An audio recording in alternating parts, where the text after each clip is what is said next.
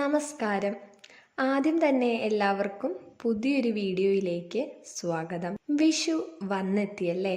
എല്ലാവർക്കും ഐശ്വര്യത്തിൻ്റെയും സമൃദ്ധിയുടെയും വിഷുദിനാശംസകൾ നേരുന്നു. വിഷുവിൽ പ്രാധാന്യമർഹിക്കുന്ന ഒന്നാണല്ലോ വിഷുക്കണി. നമ്മളെല്ലാവരും വീട്ടിൽ വിഷുക്കണി തലേന്ന് തന്നെ തയ്യാറാക്കി വെക്കാറുണ്ട്. ഓരോ ഭാഗത്തേക്കും ഓരോ രീതിയിലാണ് വിഷുക്കണി ഒരുക്കാറ്. അപ്പോൾ ഞങ്ങൾ ഭംഗിയായി വീട്ടിൽ എങ്ങനെയാണ് വിഷുക്കണി തയ്യാറാക്കിയതെന്ന് കണ്ടാലോ? അപ്പോൾ കണി വെക്കാനായിട്ട് പ്രത്യേകിച്ച് സ്ഥാനങ്ങളൊന്നുമില്ല കേട്ടോ. കൃഷ്ണനെ ഒരുക്കുന്നതിൻ്റെ ഭാഗമായിട്ട് ഒരു തട്ടിൽ മഞ്ഞ തുണി അഥവാ കസവ് തുണി വിരിച്ച് അതിൻ്റെ മുകളിൽ കൃഷ്ണനെ വെക്കാം. കൃഷ്ണന് തുളസിമാലയോ മുല്ലപ്പൂവോ നമുക്ക് മാലയായിട്ട് ചാർത്തി കൊടുക്കാവുന്നതാണ്.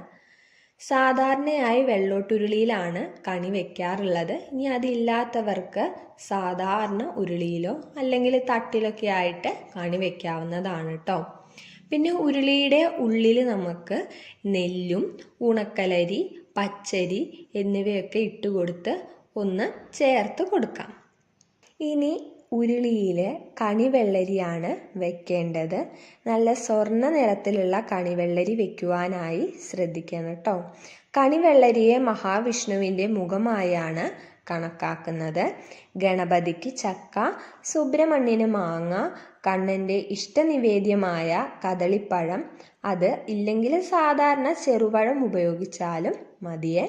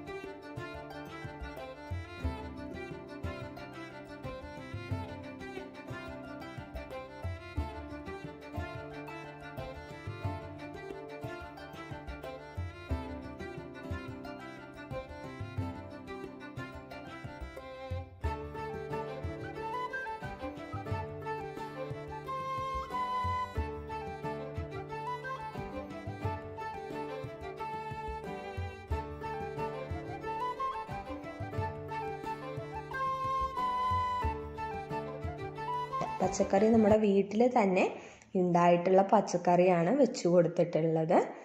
പഴങ്ങളും പച്ചക്കറികളും വെക്കുന്ന സമയത്ത് അത് മുറിക്കാതെ മുഴുവനായിട്ട് വെക്കാനായിട്ട് ശ്രദ്ധിക്കേണ്ടതുണ്ട്.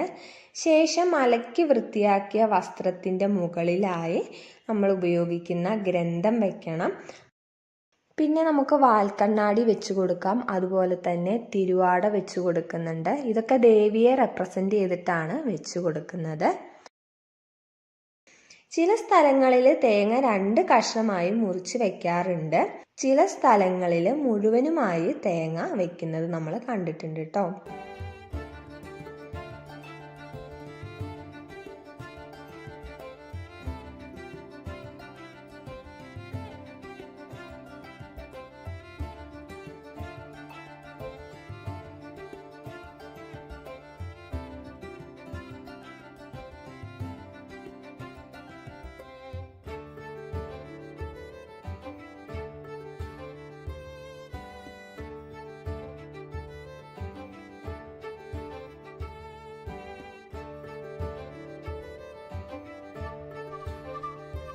വെറ്റിലയും അടക്കയും വെച്ചു കൊടുക്കുക.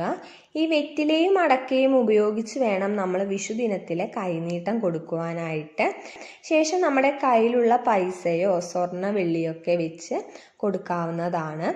ഒരു കിണ്ടിയിൽ നിറച്ച് വെള്ളം വയ്ക്കുക. അതിൽ സമാധാനത്തിൻ്റെ പുഷ്പം എന്നറിയപ്പെടുന്ന വെള്ള പുഷ്പങ്ങളും ഇട്ട് വെക്കേണ്ടതാണ്. ഇനി കിണ്ടിയിലുള്ള വെള്ളത്തിൽ തൊട്ട് കണ്ണിൽ വെച്ച് വേണം നമ്മൾ കണി കാണുവാനായിട്ട്. വിഷു എന്നാൽ വിളവെടുപ്പിൻ്റെ ഉത്സവമാണ്. അതുകൊണ്ട് തന്നെ നവധാന്യങ്ങൾ വെക്കാനായി ശ്രദ്ധിക്കണം.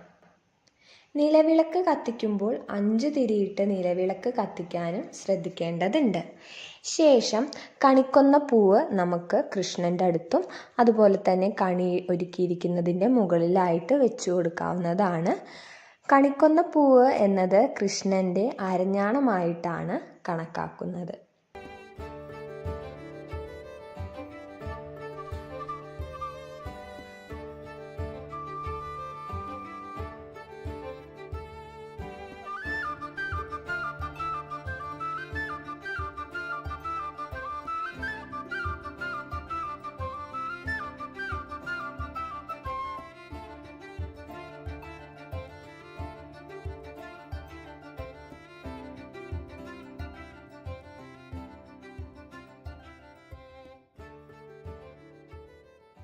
അപ്പം ഇത്രയും കാര്യങ്ങളാണ് ഒരു കണി ഒരുക്കുമ്പോൾ ശ്രദ്ധിക്കേണ്ടത്.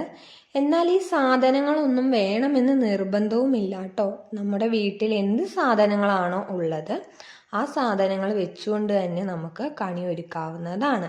കണി ഒരുക്കുമ്പോൾ അങ്ങനെ പ്രത്യേകിച്ച് ഇന്ന സാധനങ്ങൾ വേണം എന്നൊരു നിർബന്ധവുമില്ല. നമ്മുടെ വീട്ടിലുള്ള സാധനങ്ങൾ വെച്ചുകൊണ്ട് തന്നെ നമുക്ക് സിമ്പിളായിട്ട് കണി ഒരുക്കാവുന്നതാണ്.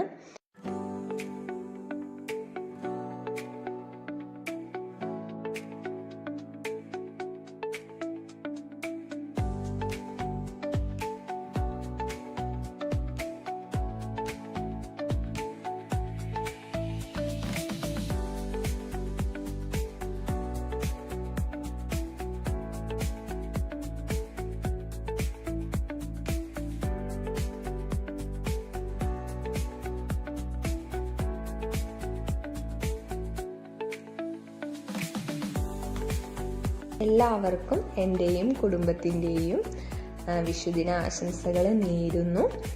അപ്പോൾ വിഷുദിനത്തിൻ്റെ കൂടുതൽ വീഡിയോസ് ആയിട്ട് ഞാൻ വരുന്നതായിരിക്കും.